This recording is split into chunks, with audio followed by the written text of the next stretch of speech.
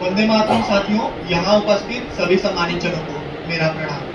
25 जून 1975 भारत के लोकतांत्रिक इतिहास का वह काला दिन जब भारत के संविधान के पन्नों को दूर कहीं तहखाने में बंद कर दिया गया, जब भारत के लोगों की आवाज को दबा दिया गया और तब भारत की पूरी एक पीढ़ी ने जाना कि सत्ता की ताकत जब बेलगाम हो जाती है तो लोकतंत्र की सांसें रुक जाती।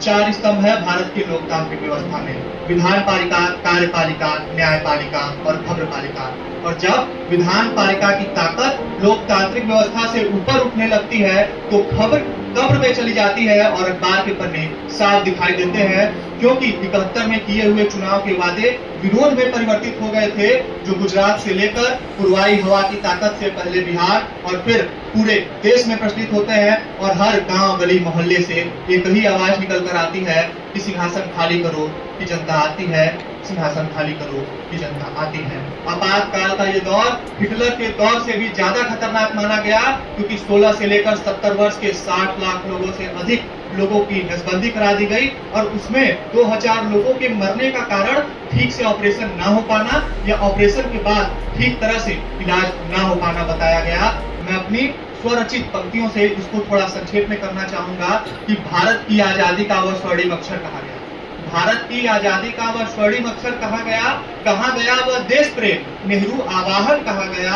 अपने हित के खातिर जिसने अपनों के विचार को मारा है, अपने हित के खातिर जिसने अपनों के विचार को मारा है, लोकतंत्र की छाती पर आपातकाल को गाड़ा है, आपातकाल को गाड़ा है। जाहिर सी बात है कि विपक्ष था पर सलाखों के पीछे था, जनता का अधिकार सरकार की जेब में था और फिर जो कानून संविधान ने देश को बचाने के लिए बनाया था उस